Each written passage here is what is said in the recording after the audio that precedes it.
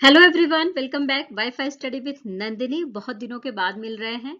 तबीयत खराब होने की वजह से काफी दिन तक वीडियो पोस्ट नहीं कर पाई मैं, लेकिन अब कोशिश है कि डेली डेली आपको वीडियोस मिलती रहे। तो चलिए स्टार्ट करते हैं 10th ऑफ जनवरी की करंट अफेयर। और जो कुछ भी हमारा पिछला छूट गया है उसको भी हम पढ़ेंगे। वीकली जो हम रिवीजन की क्लास लेकर आते हैं, इस बार हम वीकली आपके लिए जो क्लास लेकर आएंगे, यानी डेली करंट अफेयर की क्लास वीकली कर देंगे, जिससे कि हम टाइम टू टाइम अपनी वीडियोस डालते रहें। तो सबसे पहले 10 जनवरी के करंट अफेयर के बारे में बात करते हैं। तो चलिए आइए स्टार्ट करते हैं। तो सबसे पहली जो बात होगी वो होगी विश्व हिंदी दिवस के बारे में, जो हर साल 10 जनवरी को मनाया जाता है। ओके, विश्व हिंदी दिवस याद रखेंगे 10 जनवरी को मनाया जाता है, और सबसे पहले 2006 में मनाया गया था। इस बात को भी ध्यान में रख लेंगे। हिंदी के वर्चस्व को बढ़ाने के लिए, हिंदी को एक दुनिया में एक स्थान दिलाने के लिए हर साल विश्व हिंदी दिवस मनाया जाता है। 10 जनवरी को जरूर याद रख लेंगे। अच्छा, हम राष्ट्रीय हिंदी दिवस कब मनाते हैं? तो 14 सितंबर को मनाते हैं, क्योंकि 14 सितंबर 1949 को ही सबसे पहले हिंदी को एक राजकीय भाषा के रूप में स्वीकार किया गया था। यानी जो भारतीय गणराज्य है उसके आधिकारिक भाषा के रूप में स्वीकार किया गया था। और पहली बार 1949 में ही संयुक्त राष्ट्र संघ का जब सम्मेलन हो रहा था महासभा के दौरान, तो उसमें महासभा में जो हिंदी लैंग्वेज है उसको बोला भी गया था। तो याद रख लेंगे विश्व हिंदी दिवस के बारे में, जिसको हर साल हम कब मनाते हैं? तो 10 जनवरी को मनाते हैं। साथ में ही हिंदी के बाद जो भारत की दूसरी राष्ट्रीय भाषा है वो कौन सी है? तो अंग्रेजी है। हिंदी भारत के साथ साथ आप देखेंगे तो मॉरिशस में, फिजी में, सूरीनाम में, गुयाना में, त्रिनिदाद में, टोबैको और नेपाल में भी बोली जाती है। साथ ही हिंदी के ऊपर यानी हिंदी लैंग्वेज के ऊपर जो लोग काम करते हैं, या हिंदी साहित्य में जो लोग काम करते हैं, उनके लिए दो पुरस्कार जो सबसे ज्यादा अहम है वो कौन से हैं? तो राजभाषा गौरव पुरस्कार और दूसरा है राजभाषा कीर्ति पुरस्कार। Okay, clear. अच्छा, हमारी जो 8वीं अनुसूची है संविधान की, उसमें आपको हिंदी भाषा के बारे में जानकारी मिल जाएगी। और हमारे संविधान का जो अनुच्छेद 351 है, उसमें हिंदी भाषा से रिलेटेड जो भी जानकारी है वो आपको प्राप्त हो जाएगी। इसको भी जरूर याद रख लेंगे। क्लियर। अच्छा, आज अब हम बात करेंगे, नेक्स्ट न्यूज है हमारे पास स्टार्टअप इंडिया इनोवेशन सप्ताह के बारे में, जिसको हमने 10 से 16 जनवरी के बीच में बनाया है। और 16 जनवरी को हम अपना राष्ट्रीय स्टार्टअप दिवस मनाते हैं।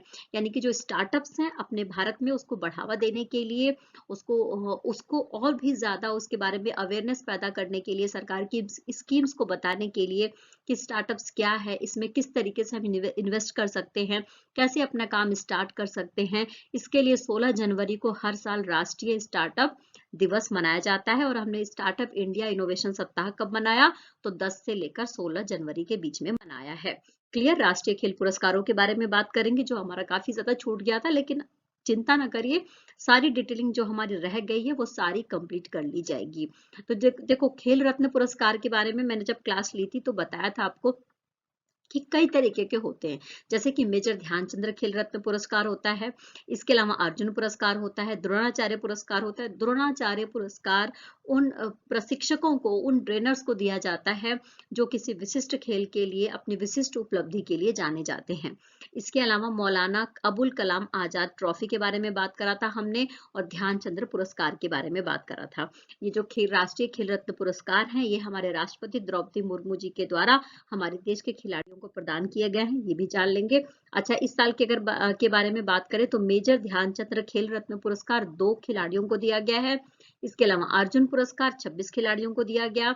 द्रोणाचार्य पुरस्कार 8 प्रशिक्षकों को दिया गया है। मैंने बताया आपको कि जो ट्रेनर्स होते हैं उनको दिया जाता है।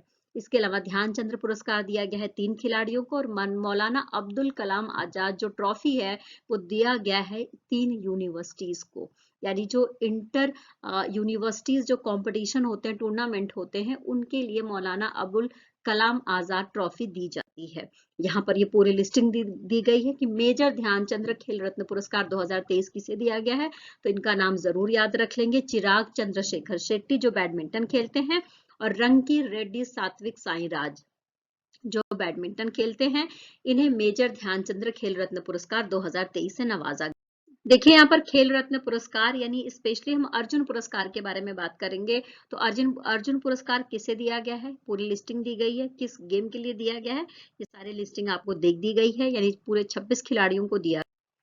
देखिए, द्रोणाचार्य पुरस्कार कुल 8 लोगों को दिया गया है। ललित कुमार, आरबी रमेश, महावीर प्रसाद सैनी, शिवेंद्र सिंह, गणेश प्रभाकर, देवरुखकर।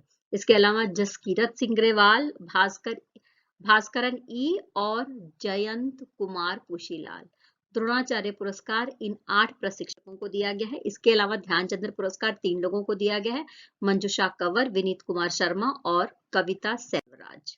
ओके। इसके अलावा मौलाना अब्दुल कलाम आजाद जो ट्रॉफी दी गई है वो 3 यूनिवर्सिटीज को दी गई है, Guru Nanak Dev University Amritsar, Lovely Professional University Punjab और कुरुक्षेत्र विश्वविद्यालय कुरुक्षेत्र को। Okay, clear. आइए नेक्स्ट बात कर लेते हैं। क्वेश्चन नंबर 1 पे हम चर्चा करेंगे। 100 से अधिक भाषाओं में गाना गाया इन्होंने और इनका नाम गिनीज बुक में दर्ज कर दिया गया है। अब ये कौन है, कहाँ से बिलोंग करती हैं? भारत की हैं, भारत की केरला से बिलोंग करती हैं और अभी इन्होंने 140 भाषाओं में गाना गाया है। तो इसकी वजह से 100 से ज्यादा भाषाओं में गाना गाने की वजह से ही इनका नाम गिनीज बुक ऑफ रिकॉर्ड में दर्ज कर लिया गया है। इनका नाम हम जरूर देखेंगे। इनका नाम क्या है? तो इनका नाम है सुचेता सतीश। क्या नाम है? सुचेता सतीश। नेक्स्ट हम बात करेंगे बिम्स्टेक के महासचिव के रूप में किसने कार्यभार संभाला है?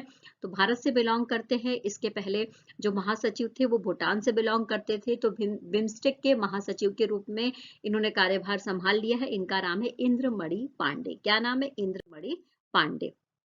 बिम्स्टेक के बारे में बात करें तो आपको इसमें इंडिया, भूटान, म्यांमार, बांग्लादेश, जो हमारा सिंगापुर है, जो हमारा थाईलैंड है, ये सब देखने को, ये सारे देश देखने को मिल जाएंगे। और इनका जो कार्यकाल है वो कितने दिन का है इंद्रमणि पांडे जी का? तो इनका कार्यकाल कितने दिन का है? तो इनका कार्यकाल है 3 साल का। और जो बिम्स्टेक है उसमें कितने कुल सदस्य हैं? तो इसमें कुल 7 सदस्य हैं।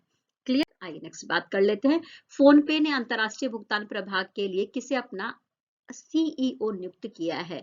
यानी फोन पे के अंतरराष्ट्रीय भुगतान का जो डिपार्टमेंट है वो कौन संभालेगा? उसका चीफ एग्जीक्यूटिव ऑफिसर कौन है? वो है रितेश पै जी। कौन है? रितेश पै जी। और इनके नाम की घोषणा कर दी गई है। नेक्स्ट हम बात करेंगे स्वीडिश वैज्ञानिकों के द्वारा पौधों की तेजी से ग्रोविंग के लिए, यानी पौधे बहुत तेजी से वृद्धि करें, इसके लिए खोज करी गई है। एक इसी तरीके की मिट्टी की, एक अलग तरीके की मिट्टी की खोज करी गई है, सॉइल की खोज करी गई है, उसका नाम यहाँ पर पूछा जा रहा है। तो इसका नाम है ई सॉइल। क्या नाम है? ई सॉइल। जरूर याद रख लेंगे।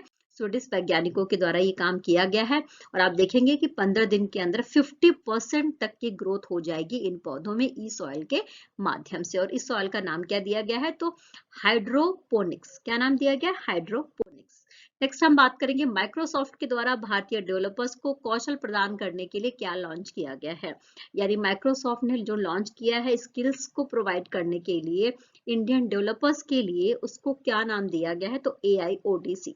क्या नाम दिया गया है इसका? AIODC। याद रख लेंगे। और इसके तहत 1 लाख जो भारतीय डेवलपर्स हैं उनको प्रशिक्षित किया जाएगा। नेक्स्ट हम बात करेंगे सतत ऊर्जा सहयोग को बढ़ाने के लिए जो डेनमार्क है उसने लॉन्च किया है, ये इंडिया के परिप्रेक्ष्य में लॉन्च किया गया है, उसका नाम पूछा जा रहा है। तो green fuels alliance India. Green fuels alliance India जो डेनमार्क के द्वारा लॉन्च किया गया है इंडिया के परिप्रेक्ष्य में।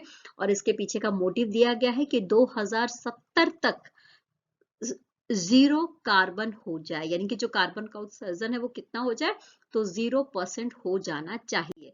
नेक्स्ट हम चर्चा करेंगे तमिलनाडु के बारे में। तमिलनाडु के द्वारा GIM 2024 के दौरान किस विजन का अनावरण किया गया?